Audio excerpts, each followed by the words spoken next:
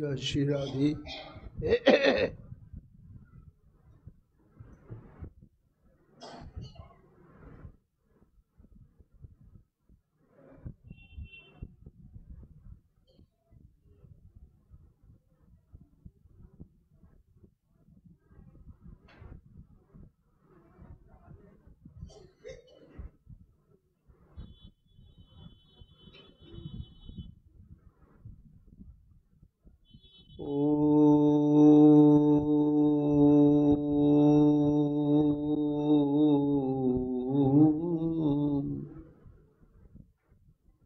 यस्य प्रसादात् भगवते प्रसादो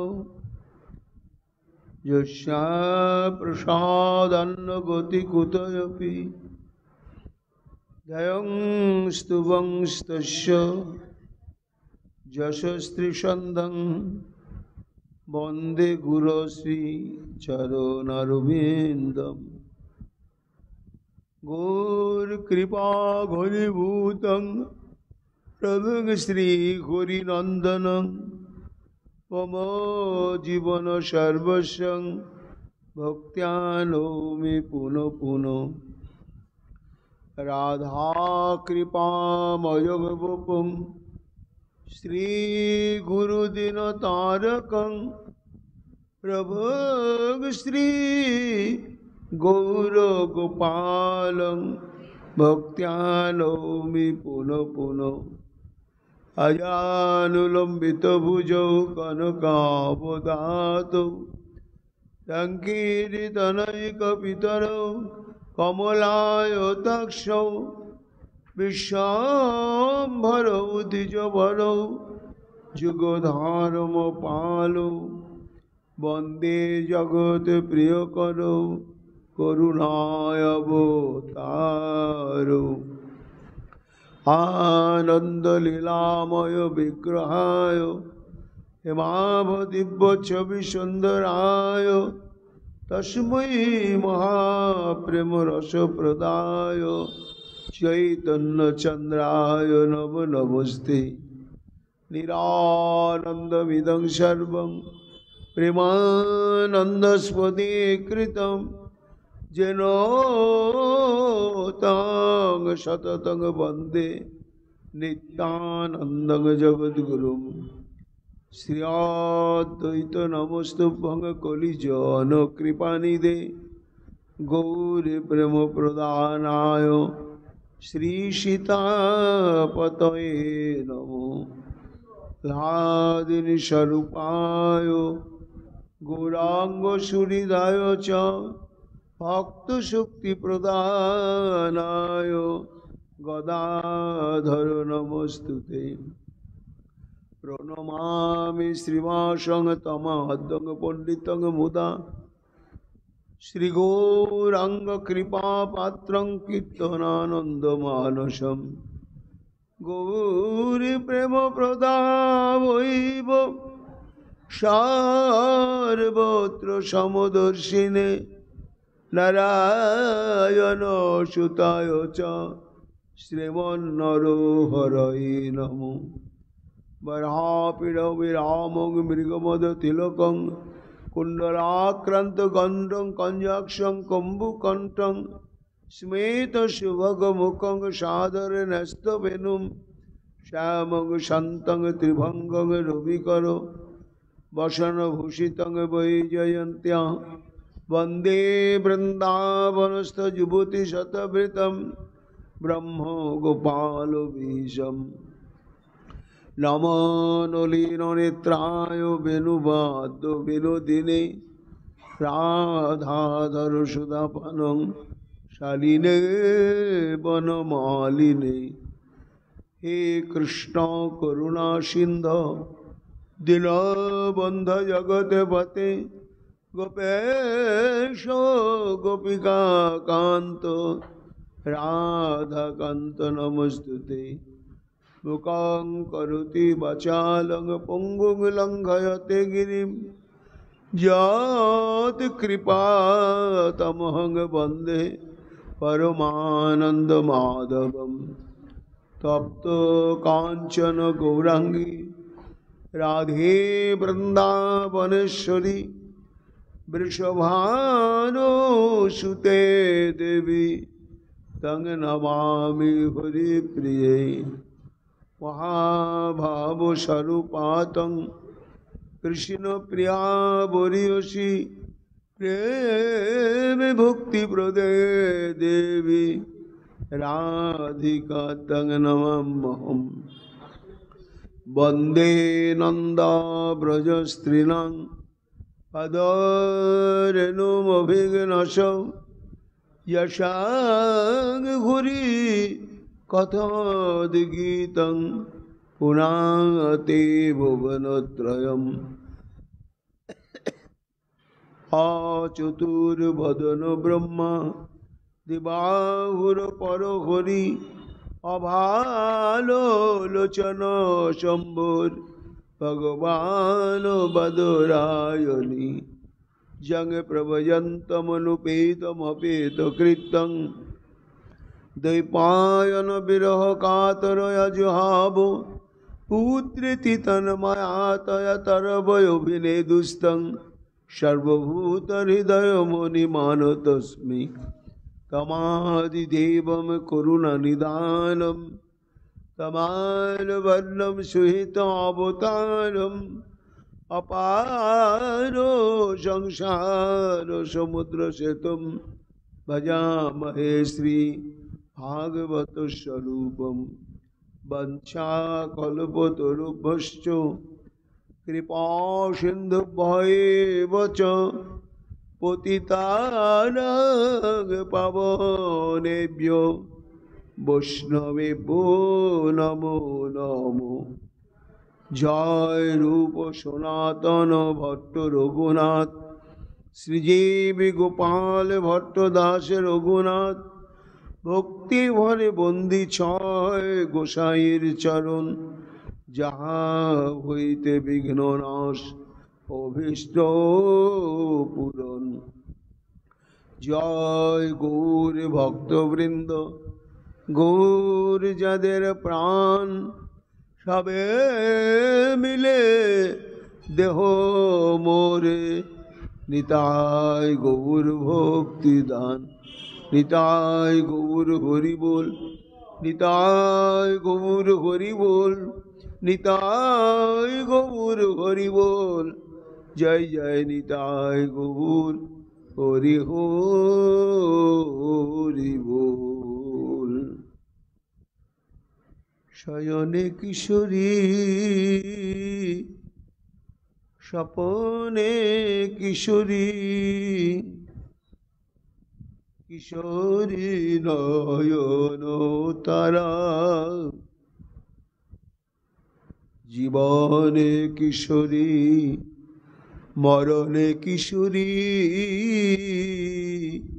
किशोरी गलारो हारा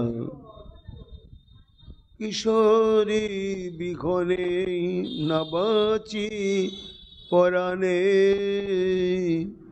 आमी किशोरी करिलाम सार किशोरी करिलाम सार আমার কিশোরী ভজিয়া জনম যাউকো কিছু না চাহিয়ে আর কিছু না চাহিয়ে আর কিশোরী সাধন কিশোরী ভজন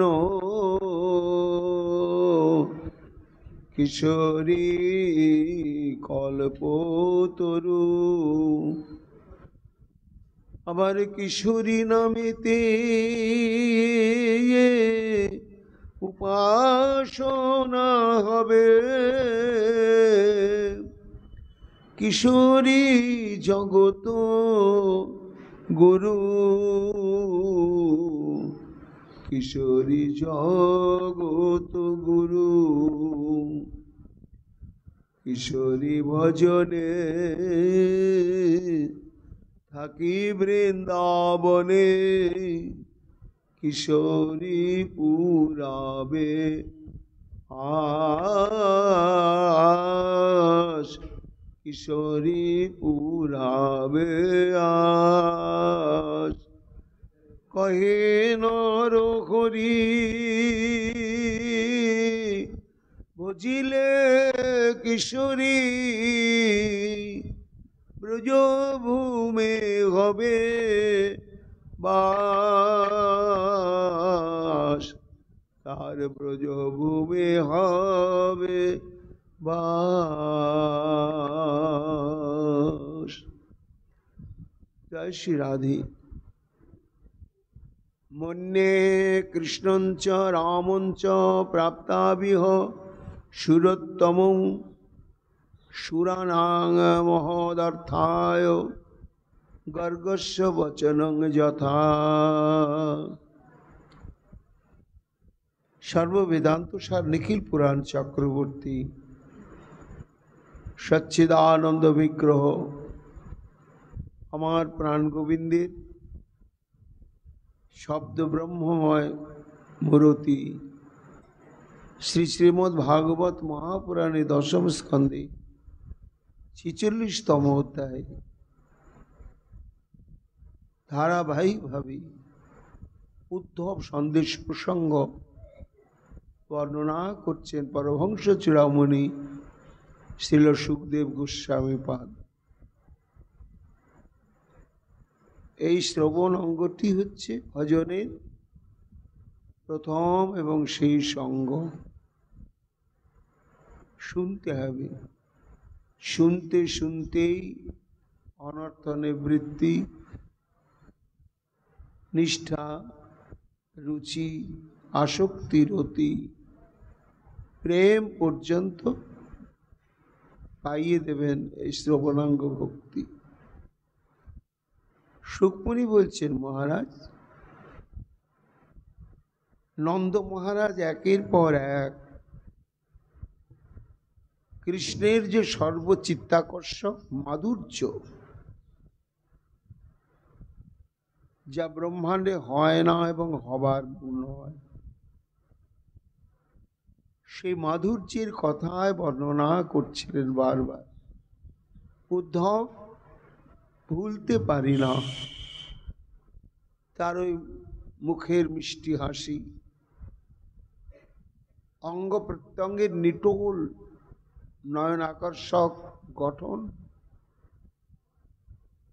তার যেমন কণ্ঠস্বর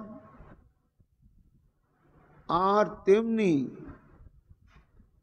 মমতা ভালোবাসা মাখানো বাচন ভঙ্গি। টেরা নয়ন হলে কি হবে? উদ্ধব ওই নয়নের কটাক্ষ ভঙ্গিমায় সমগ্র ব্রহ্মাণ্ড যেন বশীভূত হয়ে যায়। একের পর এক বর্ণনা করতে করতে সুখমণি বলছেন, মহারাজ পরীক্ষিত, নন্দ বাবা চিন্তা করছেন যে আমার গোপালের এই যে মাধুর্য, অঙ্গ প্রত্যঙ্গ, তার বাচন ভঙ্গি, তার চলা বলা সমস্ত কিছু, এই মাধুর্যের কথা যতই বলতে যাচ্ছি বা বলছি, ততই আমার অন্তঃকরণ উদ্বেলিত হয়ে উঠছে। গোপালের প্রতি যে মমত্ব বোধ, সেটি একেবারে সান্দ্র চরম গাঢ়তম হয়ে যাচ্ছে। আর যত মমত্ববর্তী গাঢ় হয়ে যাচ্ছে, তত এই বৃন্দাবন কৃষ্ণ শূন্য, সব আছে, গোপাল নেই। এই গোপাল শূন্য বৃন্দাবনে গোপালের এই মধুর মাধুর্যের কথা বলতে বলতে বিরহ চরমতম পর্যায়ে পৌঁছে যাচ্ছে। তাই মনে করলেন যে আমি এমন পুত্র পেয়েছি, তার যে কেবল অসমর্থ মাধুর্য তা নয়, যুক্তি তর্কের ভাবনার হিসাবের অতীত,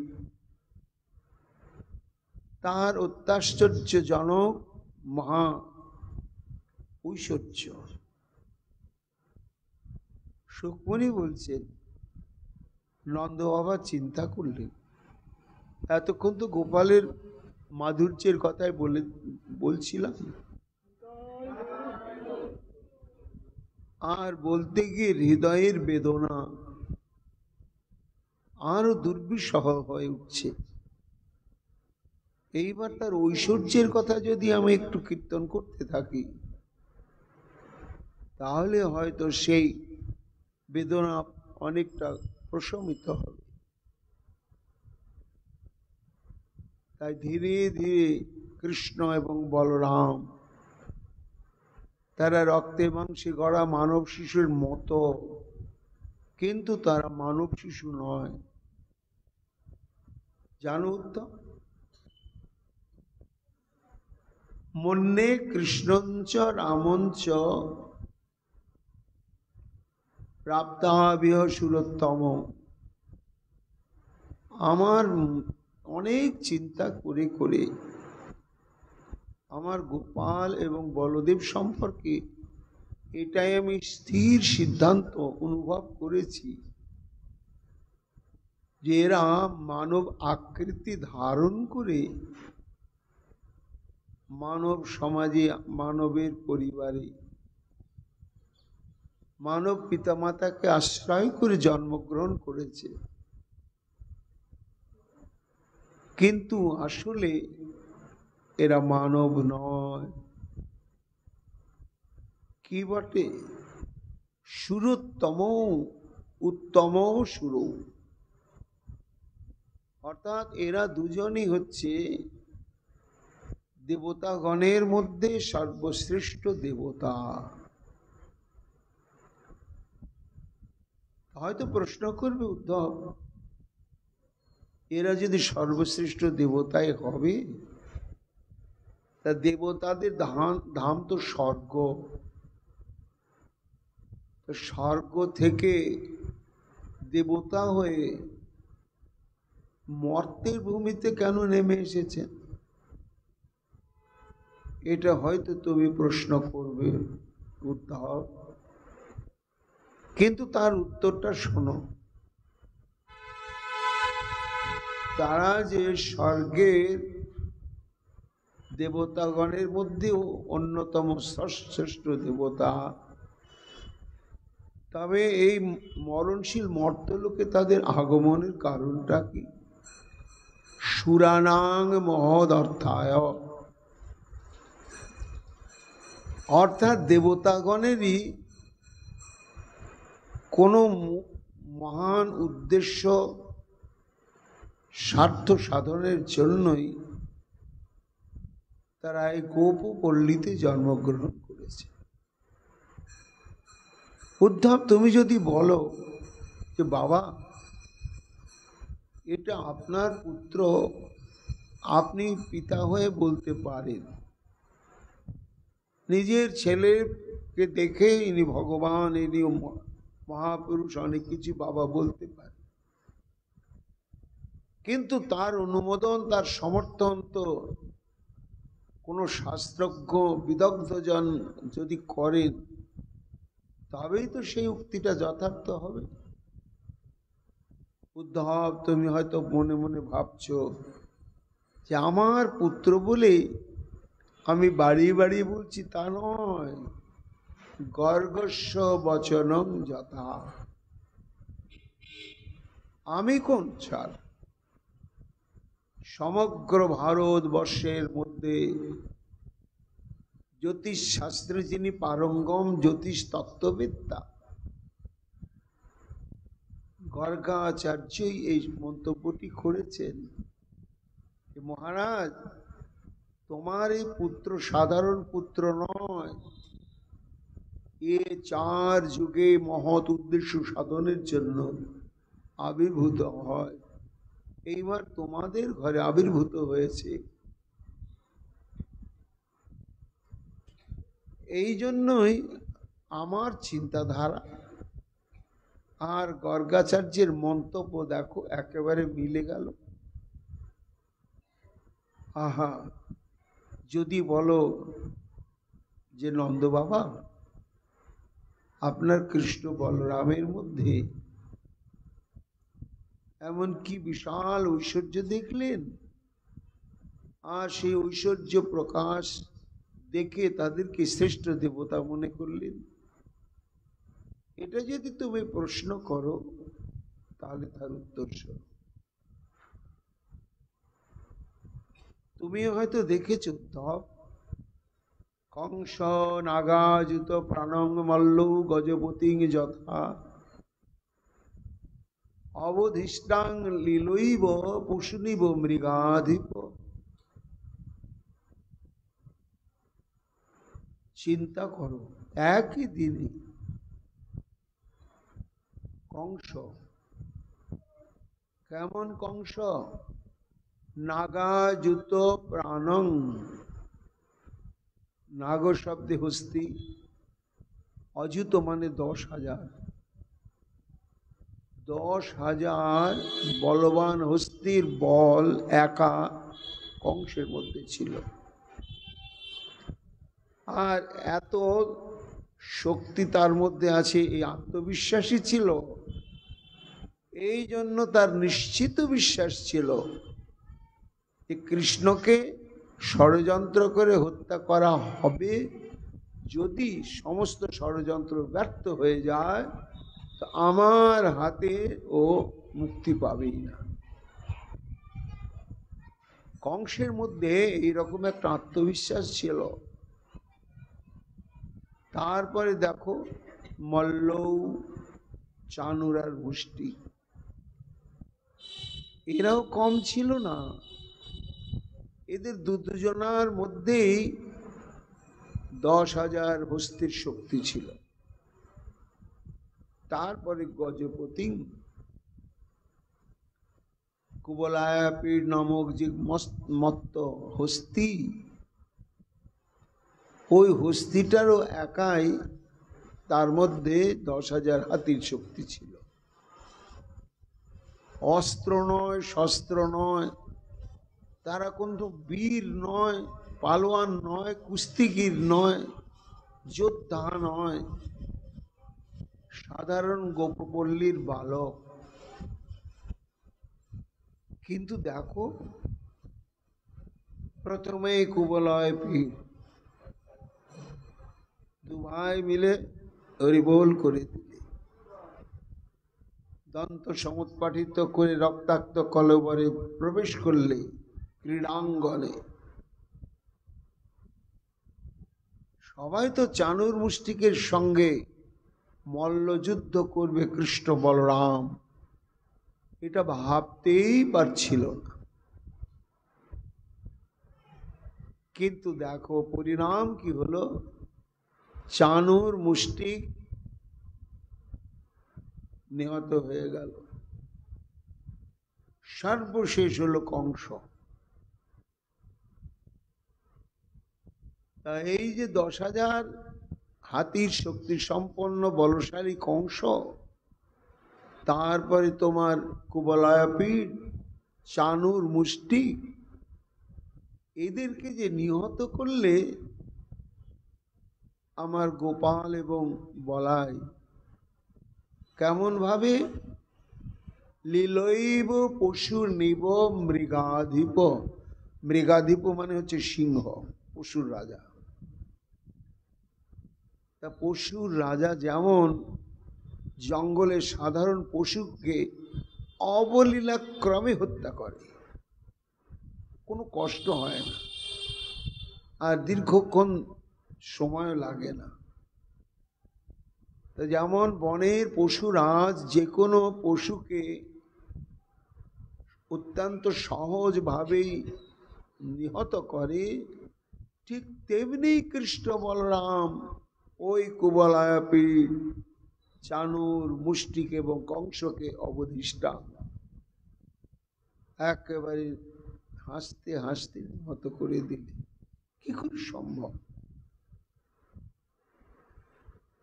এই সমস্ত দেখেই আমার মনে বদ্ধমূল ধারণা, এরা মানুষ নয়, এরা সর্বশ্রেষ্ঠ দেবতাই বটে।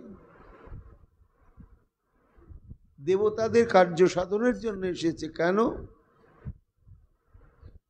না, সমস্ত ধার্মিক ব্যক্তিগণ, দেবনিষ্ঠ ব্যক্তিগণ, তারা যখন অন্যায় অত্যাচারে উৎপীড়িত হতে শুরু করলে, তখনই দেবতাগণ ব্যথিত হলেন, হয়ে তার প্রতিবিধান করবার জন্যই যেন কৃষ্ণ বলরামের শরণাগত হয়ে তাদেরকে পাঠিয়ে দিলেন।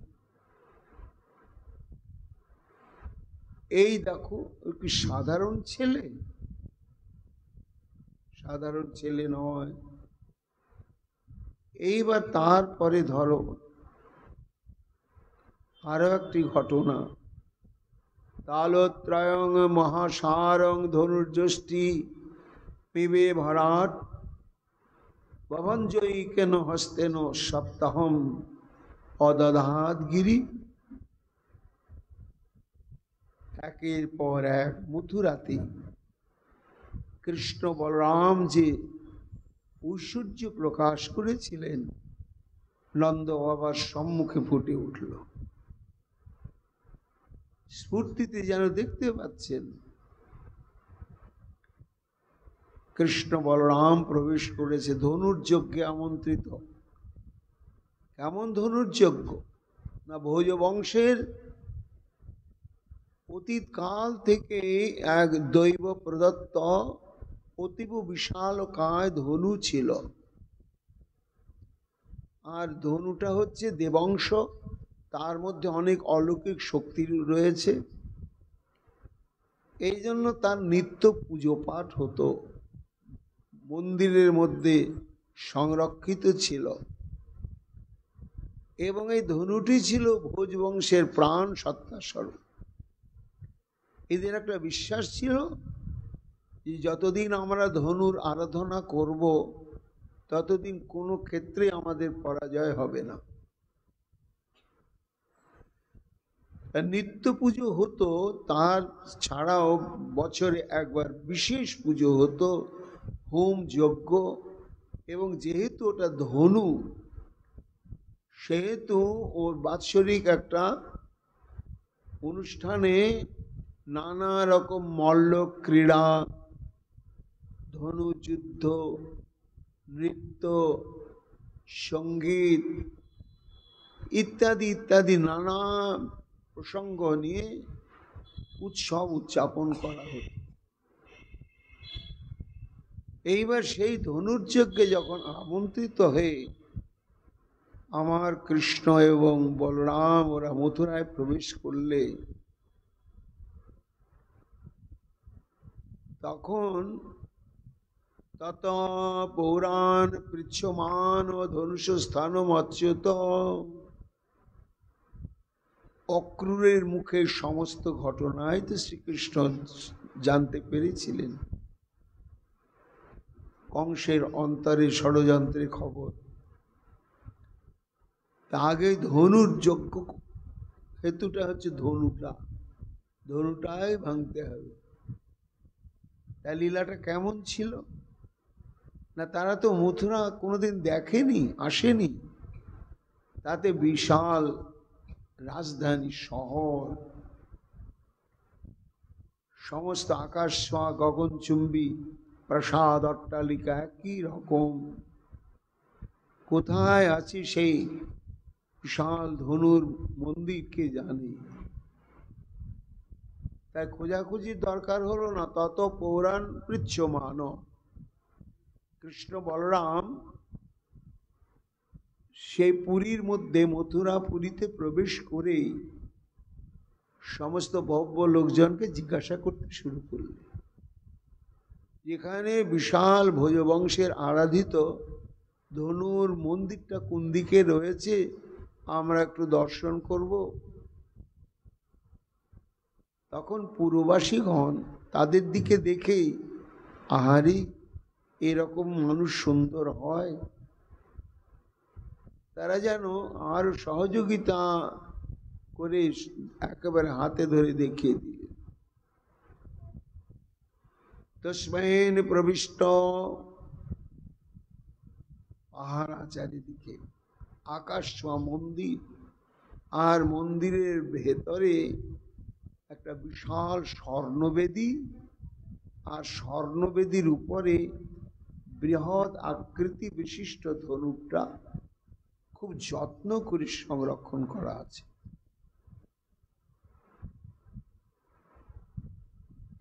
এইবার পুরুষের বহুবীর গুপ্ত মর্চিতং পরমর্দিতমত, ধীরে ধীরে আমরা একটু প্রণাম করব, তাই মন্দিরে প্রবেশ করতে চাই। বাধা দিলে না, মন্দিরে প্রবেশ করে দেখছেন যে বহু বহু বেদজ্ঞ ব্রাহ্মণগণ সেই ধনুকে বেদ মন্ত্রে পুজো পাঠ করছে। একটা গুরুগম্ভীর পরিবেশ, আর সহস্র রক্ষী একেবারে সশস্ত্র হয়ে তারা সবাই পাহারা দিচ্ছে।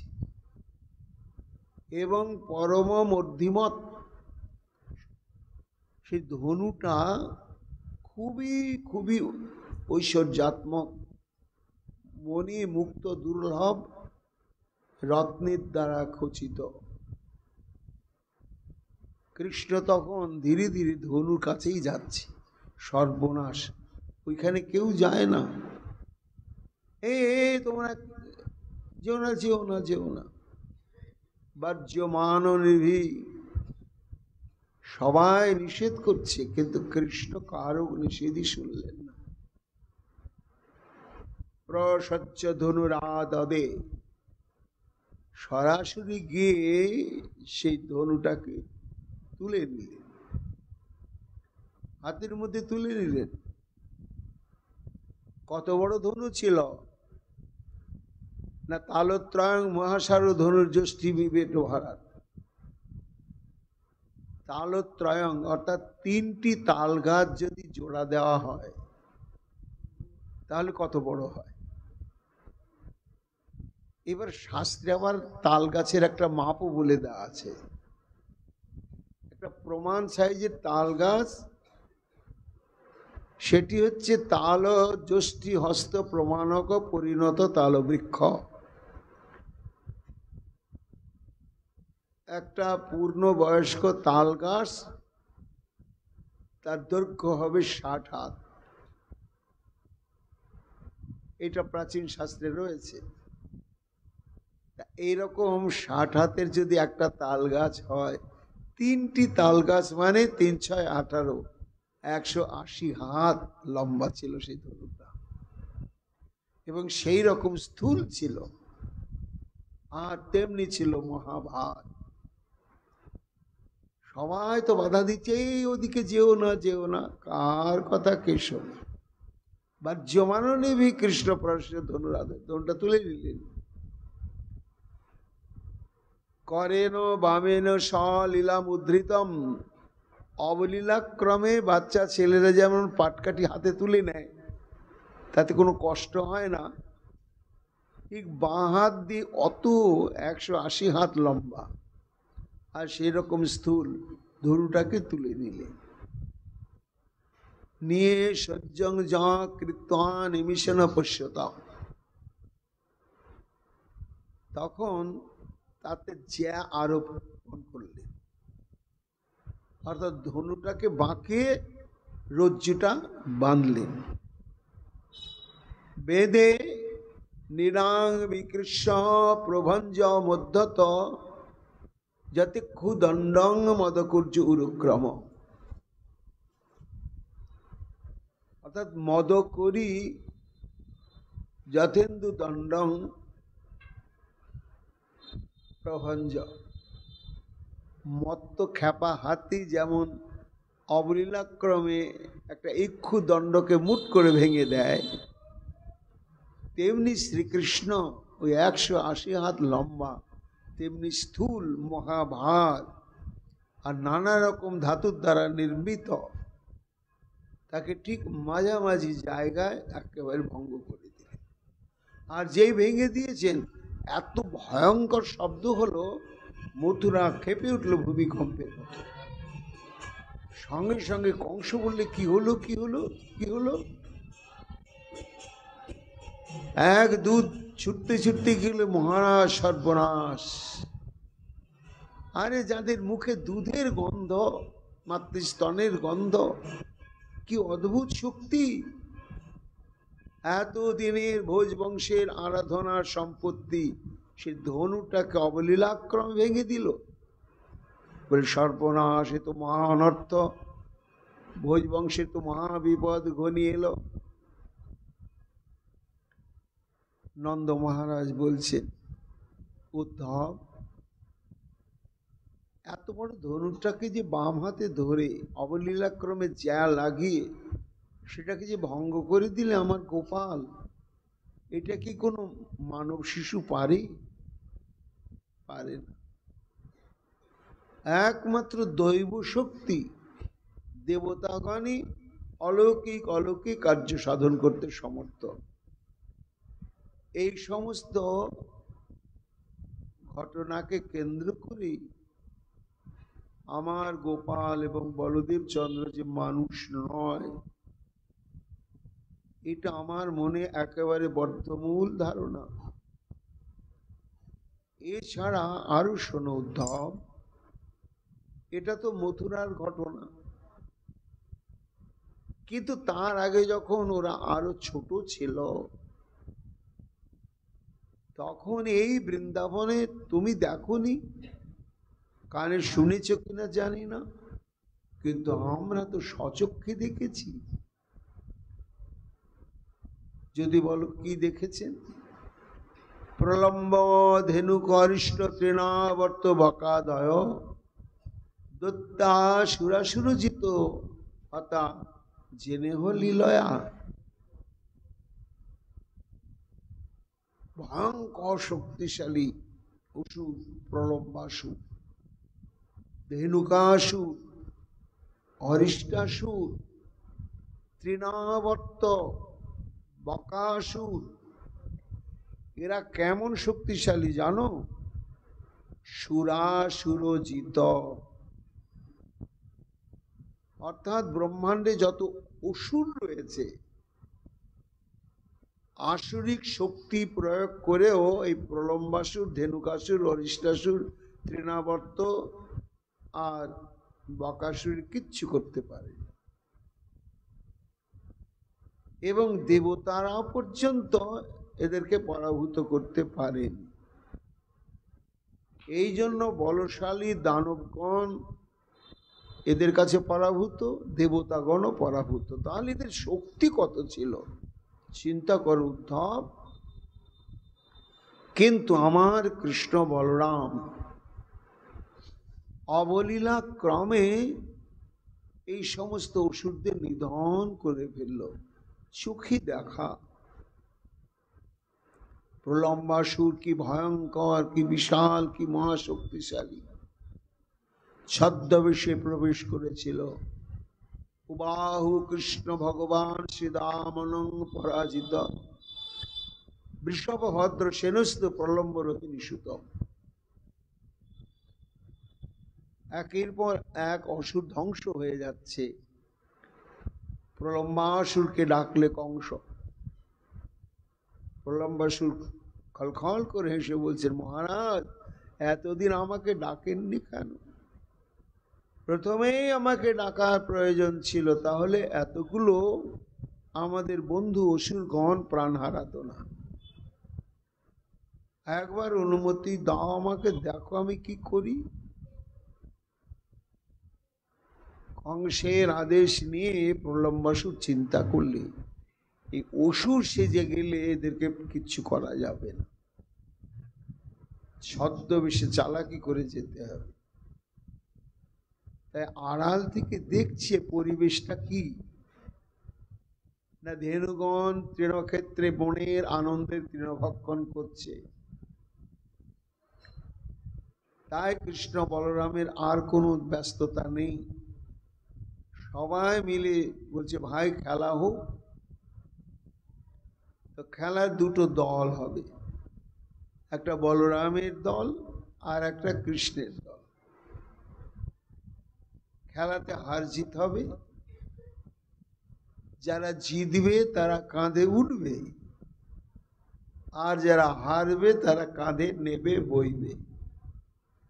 এখান থেকে ওই ভান্ডির বট পর্যন্ত কাঁধে নিয়ে যেতে হবে, আবার ওখান থেকে নিয়ে আসতে হবে।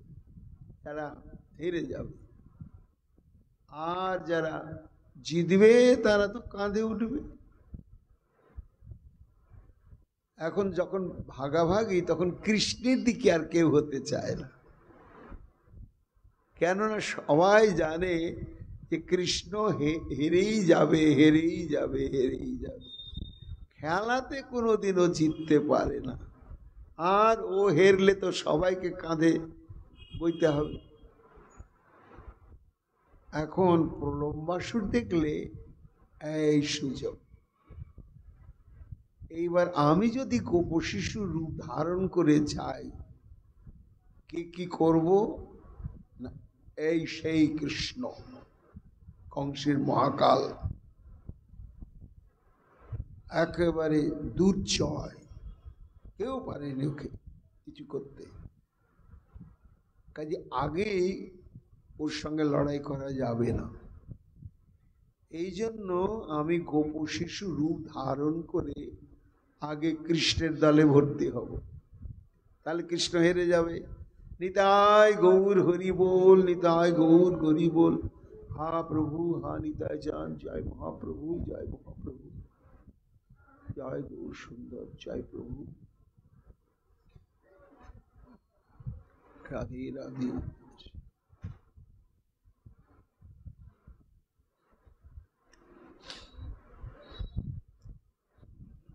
তাহলে বলরামকে আমি কাঁধে নেওয়ার সুযোগ পাব, আর সেই সুযোগে আমি বলরামকে হরিবোল করে দেব।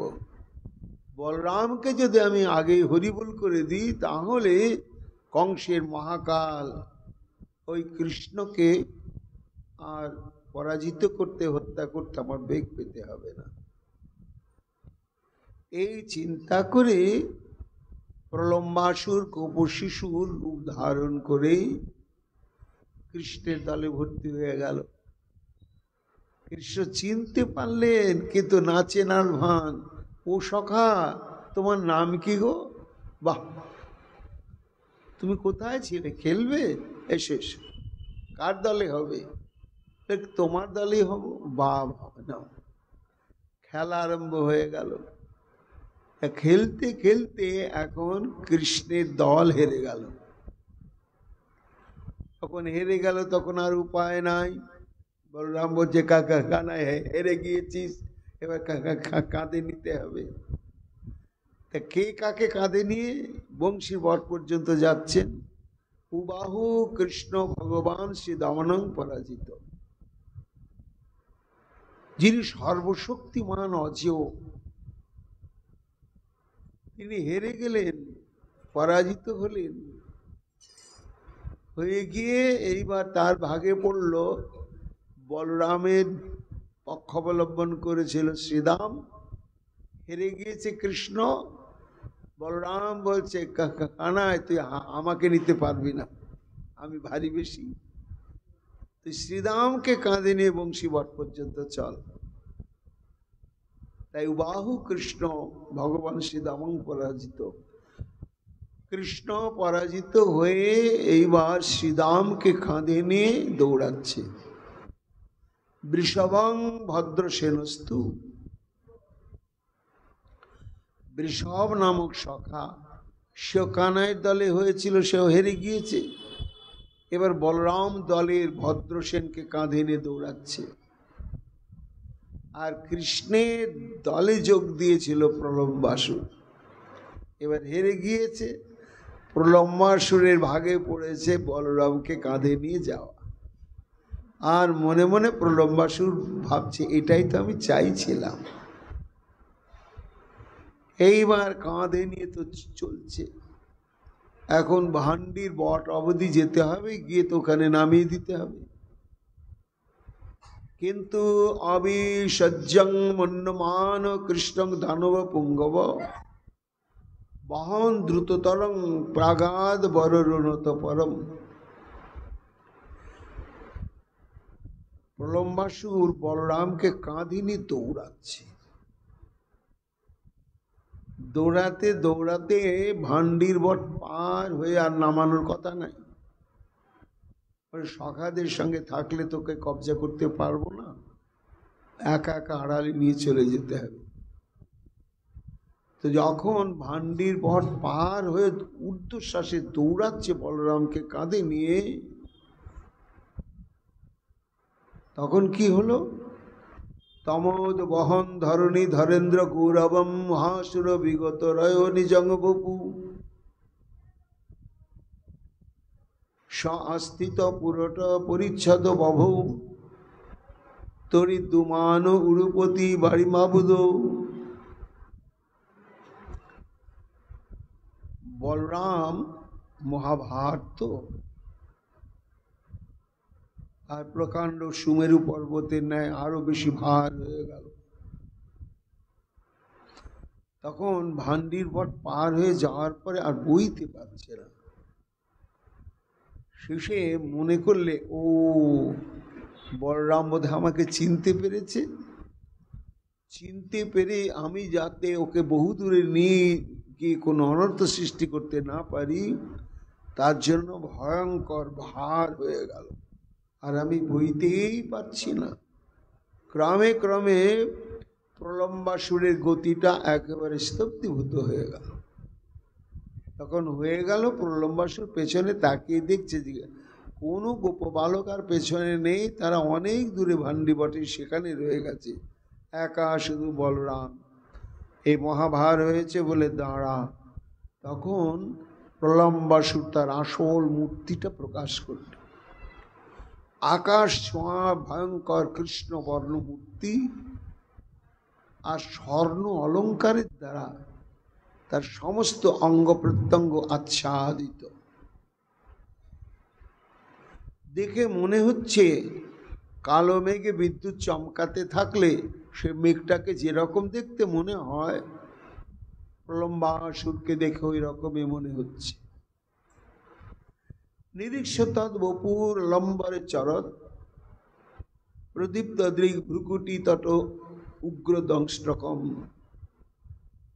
জলচ্ছিখং কটক কিরীটি কুণ্ডল তিষাদ ভূতং হলধর ঈষৎ ত্রসৎ।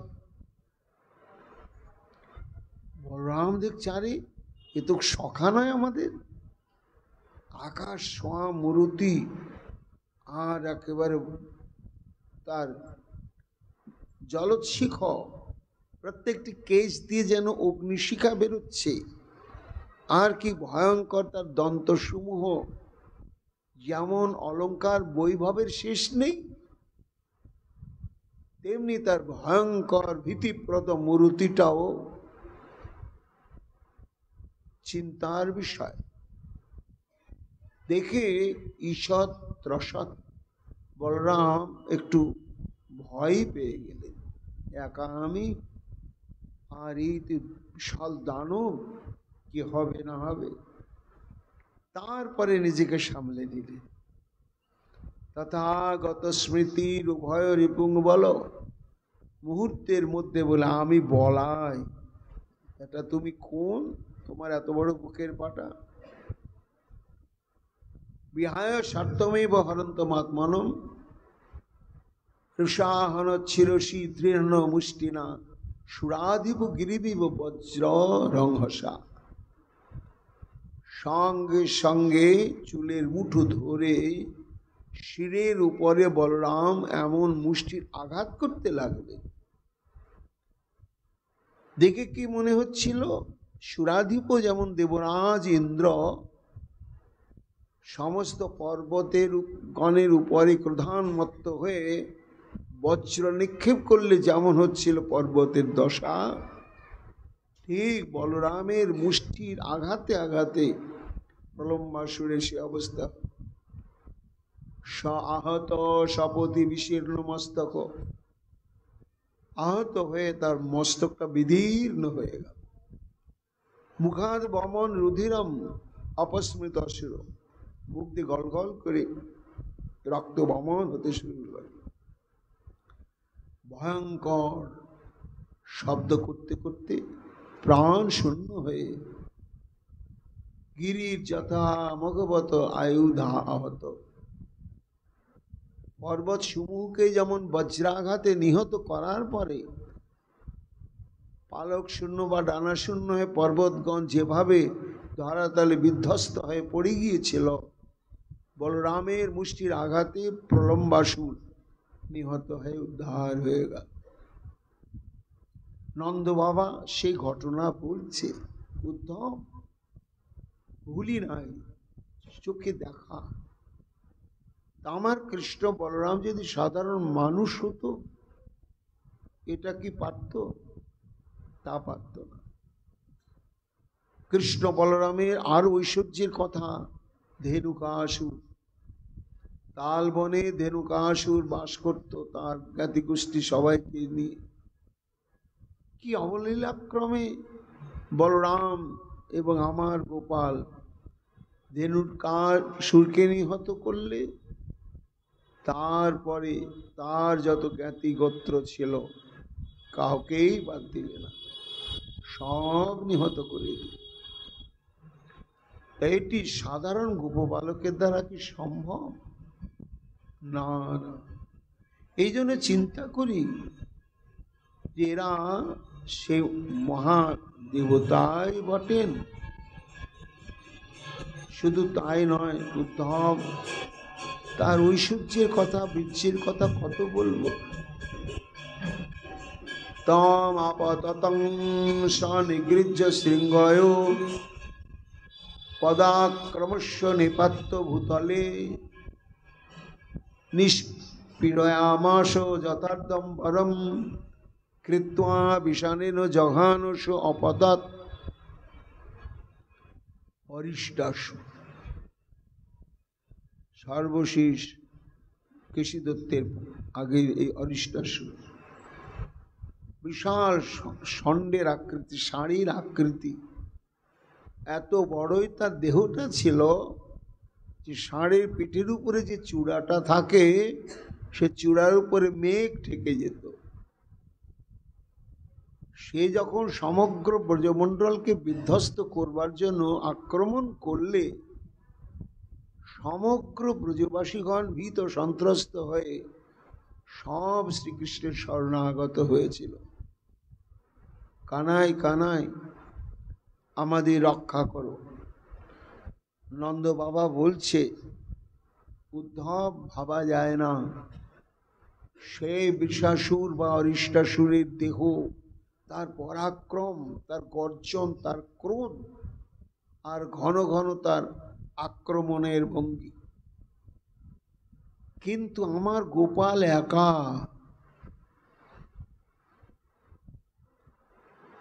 তাকে এমন ভাবে বুদ্ধি করে প্রথমে শিং দুটোকে ধরলে, শিং ধরে পদাক্রম্য নিপাত্য ভূতলে একেবারে উল্টে মাটিতে ফেলে দিলে, দিয়ে নিষ্প্রিয়া মাস যথার্থম্বরম, ধোপারা যেমন কাঠের পিঁড়ির উপরে আছাড় দিয়ে কাপড় কাছে না, ঠিক সেইভাবেই বর্ণনা করছেন যে শিংটা ধরে একবার করে তুলছে আর আছাড় মারছেন শ্রীকৃষ্ণ। দেখে মনে হচ্ছে যেন ধোপা কোনো বস্ত্রকে এইভাবে কাটছে। যথার্থম্বরম কৃত্বা বিষাণেন,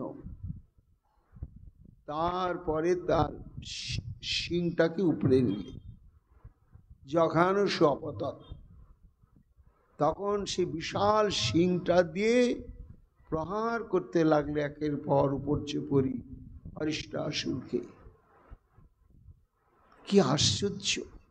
আমার গোপাল কতটুকুনি বালক, আর অত বড় মহাদানব, কিন্তু পরিণাম হলো কি? অশ্রীগ বমন মূত্র সকৃত মুৎসৃজন, রক্ত বমন, মল মূত্র পরিত্যাগ, বিক্ষিপ্ত নেত্র, পাগুলো দাপাদাপি করতে করতে বহু কষ্টে মৃত্যুবরণ করে। ভাবা যায় না, বিশ্বাস করবে? এ যদি দেবগণের প্রয়োজন সাধনের জন্য আমাদের পুত্র হয়ে ঘরে না আসে, সেই দিন সমস্ত দেবতাগণ জয় জয়কার করে আকাশকে মুখরিত করে তুলেছিল, আর তারা পারিজাত সহ নানা স্বর্গীয় পুষ্প বর্ষণ করেছিল সেদিনকে। এই আমার গোপাল, তার যে মাধুর্য আমাদের চিত্ত কাড়া তা নয়, তার অলৌকিক এই সমস্ত শক্তি এক মুখে বলা যায় না। তারপরে আরো ছোট্ট যখন গোপাল, একেবারে ভালো চলাফেরা করতেও হাঁটতে শেখেনি,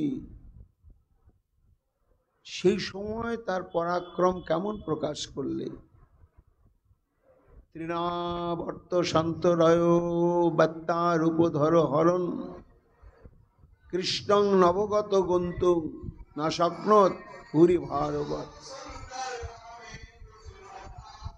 পুতনা এবং শকটাসুর নিধন হয়ে যাওয়ার পরে তৃণাবর্ত বললে, মহারাজ কংস মূর্খ, তাই মূল্য আমাকে পাঠা। একেবারে বীর দর্পে তৃণাবর্ত ঘূর্ণিঝড় যার চেহারা, সেই সুযোগ বুঝে মুক্ত অঙ্গনে কৃষ্ণকে বসিয়ে রেখেছিলেন মা যশোমতী। কোনো কার্যের উদ্দেশ্যে একটু স্থানান্তরে গিয়েছিলেন, আর এই সুযোগে একেবারে ঘুরপাক দিয়ে ঝড়টা কৃষ্ণকে তুলে নিলেন। আর ছোট্ট বাচ্চা ছেলে তো ভয় পেয়ে গিয়েছে, গিয়ে দেখছি কে তুলে নিলে, যেই তুলে নিয়েছে তখন ওর গলাটাও ভয়ে এমনি করে জড়িয়ে ধরেছে। এইবার একেবারে বহু উঁচুতে আকাশে কৃষ্ণ নবগত, যখন সুউচ্চ গগন মণ্ডলে নিয়ে গিয়েছে, তখন কৃষ্ণ মনে মনে ভাবছে, খুব আশাটা আমার অপূর্ণ আশা পূর্ণ হলো। আমি যে বৃন্দাবনে ধেনু চারণা করব, দ্বাদশটা বন দ্বাদশটা উপবন, রাসস্থলীতে রাসলীলা করব, একসঙ্গে আমি দেখে নিতে পারছি। প্রলম্বাসুরের কণ্ঠটা জড়িয়ে ধরে সমগ্র 84 কোষ বৃন্দাবন যে তার লীলাক্ষেত্র হবে, কোথায় তিনি কি কি লীলা করবেন সেটা আগেই একবার সুন্দর করে দেখে নিচ্ছেন আনন্দে। তারপরে ভুরি ভারভূত, গলাটা তো জড়িয়ে ধরেছেন, আর তৃণাবর্ত তো বুঝতেই পারছে না, একেবারে ভয়ঙ্কর ভারী হয়ে গেল। এত ভারী হয়ে গেল যে আর তৃণাবর্ত এই উপরে উঠতে পারছে না বা অন্যদিকে যেতেও পারছে না। তমস্নামন্মন্যমান আত্মন গুরুমত্তয়া গলে গৃহীত উচ্ছিষ্টং নাশক্লোদ অদ্ভুতার্পকম। গলার মধ্যে গলাটাকে এমনভাবে চেপে ধরেছে, আর যখন ভারটা বহন করতে পারছে না, শত চেষ্টা করেও তৃণাবর্ত আকাশে থাকতে পারছে না, নিচে নেমে আসতে বাধ্য হচ্ছে। তখন ভাবছে কে রে, এটাকে? তো তার হাতটা ছাড়াতে গিয়ে দেখছেন সর্বনাশ, যেন লক্ষ লক্ষ মন ইস্পাত লোহা যেন আমার কণ্ঠকে এমনি করে সাঁড়াশির মতো চেপে ধরেছে। তখন ভাবলে, ও এ তো সাধারণ মানব শিশু নয়। শ্রীকৃষ্ণ আমার কণ্ঠ জড়িয়ে ধরে তার শ্বাসকে অবরোধ করে দিলেন। গলগ্রহণ নিশ্চিষ্ট দত্ত নির্গত লোচন অবক্ত রাবণ আপতাৎ সহ বাল বসুর ব্রজে। শ্বাসরুদ্ধ হয়ে গেল, চিৎকার করতে পারলে না, কাউকে ডাকতে পারলে না তৃণাবর্ত, এবং তার শরীর সঞ্চালন করার ক্ষমতাও থাকলো না। ঠিকরে নয়ন দুটো একেবারে বেরিয়ে পড়ল। তখন আকাশ থেকে অচল নিশ্চল অবশ বিবশ হয়ে পড়তে পড়তে পড়তে পড়তে বিশাল মুক্ত উপকণ্ঠে একটা প্রস্তর খণ্ড ছিল। সেই প্রস্তর খণ্ডের উপরে এমনভাবে আছড়ে পড়ল যে সঙ্গে সঙ্গে তার শরীরটা ছিন্ন ভিন্ন হয়ে গেল, কিন্তু শ্রীকৃষ্ণের কিছুই হলো না।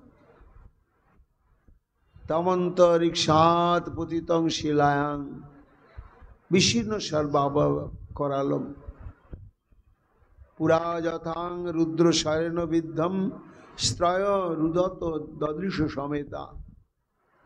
নন্দ মহারাজ বলছেন, উদ্ধব, সেই বিশাল তৃণাবর্ত শিলাখণ্ডে যখন বিধ্বস্ত হয়ে প্রাণশূন্য হয়ে পড়ল, তখন দেখতে কিরকম মনে হচ্ছিল জানো? আমরা নিজের চোখে দেখিনি, কিন্তু শুনে শুনে কল্পনার চোখে দেখেছি। কি না, পুরাণে রয়েছে ত্রিপুরাসুরকে নাকি মহাদেব হত্যা করেছিলেন। তাই যখন ত্রিপুরাসুরকে নিহত করলেন, বাণবিদ্ধ করলেন মহাদেব, তখন ত্রিপুরাসুর যেভাবে প্রাণশূন্য হয়ে পৃথিবীর বুকে পতিত হয়েছিল, ঠিক তৃণাবর্ত সেইভাবেই পতিত হয়ে প্রাণ ত্যাগ করলে। বলতো গোপাল আমার কতটুকুনি তখন হাঁটতেই শেখেনি ভালোভাবে। এই কোনো মানুষই প্রচেষ্টার দ্বারা সম্ভব? কখনই সম্ভব না। এই জন্য দেবোত্তম এরা হচ্ছে শ্রেষ্ঠ দেবতা। শুধু তাই নয়, সবই বক নাম মহাসুর বকরূপধৃক আগত্য সহসা কৃষ্ণং তৃষ্ট তণ্ডুল অগ্রসৎ বলি। তৃণাবর্ত নিহত হওয়ার পরে কংস দুশ্চিন্তা, গালে হাত দিয়ে ভাবছে। এমন সময় কংসের খুব অন্তরঙ্গ বন্ধু বকরাক্ষস, সে বলছে, বন্ধু অত চিন্তা করছো কেন? আরে আমাকে একবার অনুমতি করো, দেখো আমি কি করি। ঠিক আছে, যাও বকরাক্ষস। সমস্ত সখা পরিবৃত কৃষ্ণ বলরাম বৎসচারণা করছেন সুন্দর সরোবরের তীরেতে। কি সৌন্দর্যে পরিপূর্ণ সরোবরটি। হঠাৎ দৌড়াতে দৌড়াতে এক সখা এসে বলছে, কানাই কানাই, আরে একটা বরফের পাহাড় সাদা ধবধবে ভেঙে পড়েছে, দেখবি, চল চল। মানে বকাসুর ওইখানে এসে নিজের স্বরূপটা বকাকৃতি করে প্রকাশ করেছে, সাদা ধবধবে। দেখে মনে হচ্ছে সাদা যেন বরফের পিণ্ড, বিশাল আকাশ ছোঁয়া। কৃষ্ণ বললে, এই ওটা বরফের পাহাড় নয় রে, ওটা কোনো দানব রাক্ষস হবে, তোরা এগিয়ে যাস না, আমি আগে দেখি। একটু একটু করে এগিয়ে যাই। ধীরে ধীরে শ্রীকৃষ্ণ যখন এগোতে গেলেন, নাগালের মধ্যে যখন গোবিন্দকে পেয়ে গেলেন, তখন একেবারে বিশাল চঞ্চুকে বেদন করে খপ করে কৃষ্ণকে নিয়ে গিলে ফেললেন। গিলে দিয়েছেন তো কণ্ঠের মধ্যে ভেতরে গিয়েছে।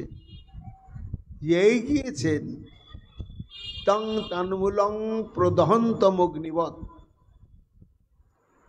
কৃষ্ণ বললে, দাঁড়াও, তুমি আমাকে গিলবে? কেমন গেল দেখি। তখন গলা ধোকরণ করেছে, তো গলার মধ্যে গিয়ে শরীরটাকে একেবারে এমন প্রতপ্ত করলেন, এর মনে হচ্ছে যেন সঙ্গে সঙ্গে গলার ভেতরে কে যেন আগুন জ্বালিয়ে দিলে। জগৎগুরু ব্রহ্মার যিনি পিতা, সে বালকরূপী ভগবান শ্রীকৃষ্ণ চর্চৎ সদ্য অতিরুষাক শত বকস্তুণ্ডেন হন্তুং পুনরপদ পদ্ধত। আর গিলতে পারলে না বকাসুর, একেবারে ওয়াক করে উগলে দিয়েছে। আর যে উগলে দিয়েছে, শ্রীকৃষ্ণ হাসতে হাসতে বেরিয়ে পড়েছেন। বকরাক্ষস দেখছে, আচ্ছা রে, পেটের মধ্যেই পাঠালাম, তাও বেটার কিচ্ছু ক্ষতি হয়নি, দাঁড়া এবার গিলবো না, আমার এই ধারালো যে চঞ্চু আছে, ঠোঁট আছে, ক্ষতবিক্ষত করে দেব। এই বলে স্তুণ্ডেন হন্তুং পুনরভ্য পদ্ধত, এইবার তাকে টুকরে টুকরে নিহত করবার জন্য যে সচেষ্ট হয়েছেন,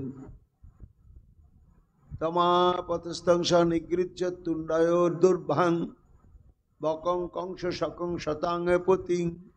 আহা, ভক্তগণের প্রাণধন, সজ্জনগণের একমাত্র আরাধনার ধন আমার শ্রী গোবিন্দ, তিনি দৌড়ে গিয়ে বকরাক্ষসের ঠোঁট দুটোকে ধরলেন।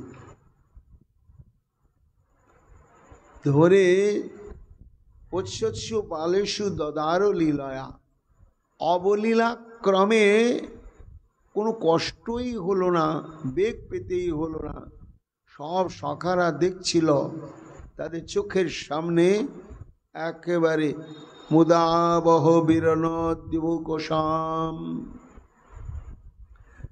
যেমন একটা ঘাসকে ছিঁড়ে দেওয়া হয়, তাতে কোনো কষ্ট হয় না, ঠিক তেমনি শ্রী গোবিন্দ বকাসুরের দুটো চঞ্চুকে ধরে সমস্ত শরীরটাকে ছিঁড়ে দুভাগ করে ফেলে দিলেন, আর সঙ্গে সঙ্গে বকরাক্ষস উদ্ধার হয়ে গেল। বলো উদ্ধব, আমার গোপাল কি মানুষ? মানুষ নয়। এই জন্য তার একদিকে যেমন চরমতম সর্বচিত্তাকর্ষক, চিত্ত মন সর্বেন্দ্রিয় উন্মাদনকারী তার যে মোহনীয় রূপ, তার গুণ, তার লীলা মাধুর্য, তার বেণু মাধুর্য, এ তুলনা হয় না। আবার তার সঙ্গে সঙ্গে এই ভয়ঙ্কর ঐশ্বর্য, যা দেবতার মধ্যেও দেখা যায় না। শুকমুনি বলছেন, মহারাজ পরীক্ষিত, এইভাবে নন্দ মহারাজ এবং উদ্ধবের মধ্যে কথোপকথন হতে হতে ইতি সংস্মৃত নন্দ কৃষ্ণানুরক্তধি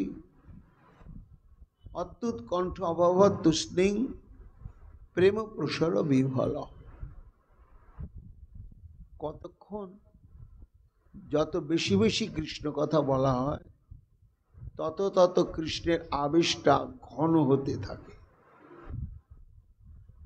আর যত কৃষ্ণ কথা চিন্তা আলোচনা যত কম করা হবে, কৃষ্ণের প্রতি মমত্ববোধ নিষ্ঠাটা তত হালকা হতে থাকবে। শুকমুনি বলছেন, মহারাজ, একের পর এক একটা করে লীলা স্মৃতি পর্দায় ভেসে উঠছে, কখনো অসমর্থ মাধুর্য, কখনো ধারণাতীত ঐশ্বর্য। এই সমস্ত কথা বলতে বলতে বলতে বলতে বলতে নন্দ বাবার চিত্ত মন কৃষ্ণময় হয়ে গিয়ে বিরহ এবং উৎকণ্ঠা প্রবল থেকে প্রবলতম হয়ে গেল। শেষে আর কথা বলার শক্তি থাকলো না। তুষ্ণিং প্রেম প্রসর বিহ্বল, শুধু ইঙ্গিত বললেন, উদ্ধব ক্ষমা করো, আর আমার গোপাল সম্পর্কে কিছু বলার মতো ক্ষমতা নেই, কণ্ঠ অবরুদ্ধ হয়ে গিয়েছে। অবিরল ধারে শুধু অশ্রু বিসর্জন করতে লাগলেন। আর এদিকে যশোদা বর্ণমানানি পুত্রস্য চরিতানি চ শৃণ্বন্ত শৃণ্য বাস্রাক্ষী স্নেহ স্নুত পয় ধরা। শুকমুনি বলছেন, মহারাজ পরীক্ষিত, শ্রীকৃষ্ণ মথুরায় চলে যাওয়ার পরে যশোমতী মৌন ব্রত অবলম্বন করেছেন। কারোর সঙ্গে কোনো কথা বলেন না, শুধু গোপালের কথা কোথাও হতে থাকলে কান পেতে শোনেন। এই জন্য যত কথা নন্দ বাবা বললেন উদ্ধবের সঙ্গে, মা যশোমতীর সম্মুখে এলেন না, আড়াল থেকে সব শুনছেন যে আমার গোপালের মতোই দেখতে, আমার গোপালেরই অত্যন্ত অন্তরঙ্গ মথুরার সখা উদ্ধব এসেছে। মা একবার গেলেন না, একটা কথাও বললেন না। অনতি দূরে মাথাটা নিচু করে ওই উদ্ধবের সঙ্গে কৃষ্ণ প্রসঙ্গ যে নন্দ মহারাজ বর্ণনা করছেন, কখনো ঐশ্বর্য কখনো মাধুর্য প্রসঙ্গ, তাই নীরব নিথর হয়ে মাথাটা নিচু করে শ্রবণ করছেন।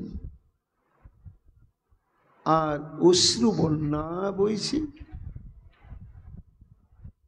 স্নেহ স্নুত পয়ধরা, আর দুটি পয়ধরের বৃন্ত থেকে দুগ্ধ ক্ষরণ হতে হতে মেঝেটা টলমল হয়ে গেল।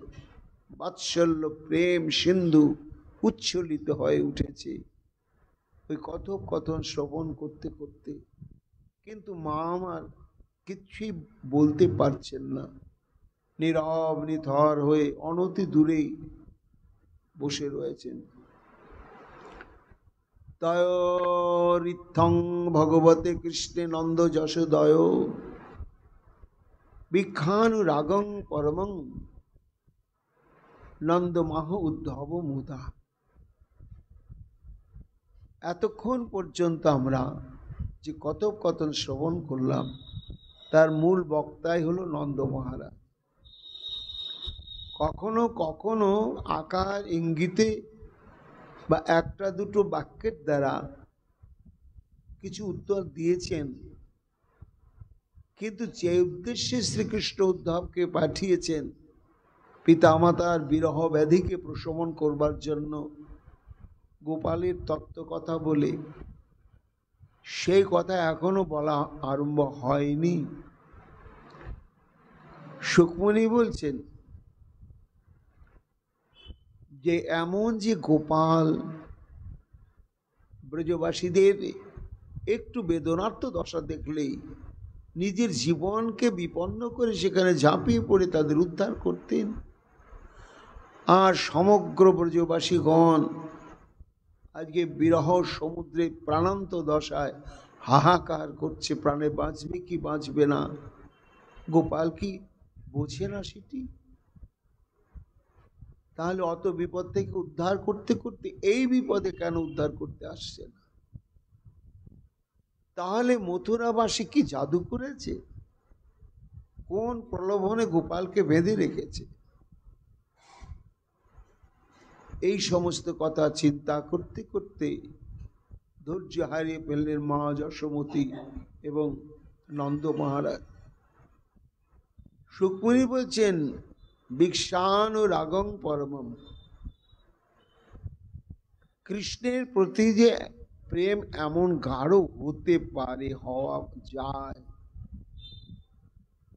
এটা উদ্ধবের ভাবনার মধ্যে ছিলই না, স্বপ্নের মধ্যে ছিলই না। জ্ঞান মিশ্রা বিধি ভক্তির সাধক হচ্ছে উদ্ধব। বিশুদ্ধ রাগ ভক্তির ছবিটি কেমন জানার কৌতূহল ছিল, এবং বুঝতে পেরেছিলেন যে আমার প্রভু আমাকে বৃন্দাবনে পাঠাচ্ছেন ওই দুর্লভ বস্তুটাকে অনুভব করার জন্যই। আজকে মর্মে মর্মে নন্দ মহারাজ এবং যশোমতীকে দর্শন করে কৃষ্ণের জন্য তাদের যত রকম সঞ্চারী ভাব সব প্রকাশিত হওয়াতে ছবিটি পরিষ্কার ভেসে উঠল যে রাগ ভক্তির স্বরূপটা কেমন। আর এই ভক্তিকে অবলম্বন করে যদি কোনো ভাগ্যবান ভাগ্যবতী শ্রী গোবিন্দকে প্রেম ডোরে বাঁধতে পারে, তার বিরহে তাদের দশা কেমন হতে পারে এটি প্রত্যক্ষ অনুভব করে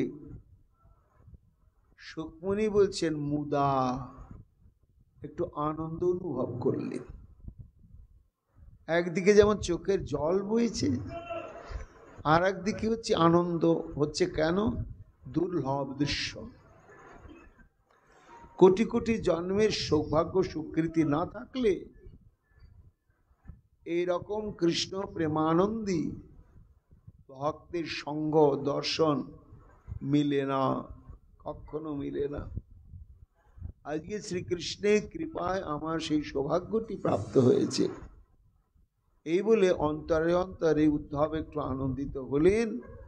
হয়ে এইবার কৃষ্ণ যা যা কথা বলেছিলেন সেই সব কথাগুলো বলে নন্দ বাবা এবং যশোমতীকে সান্ত্বনা দেওয়ার জন্য কথা বলা আরম্ভ করলেন।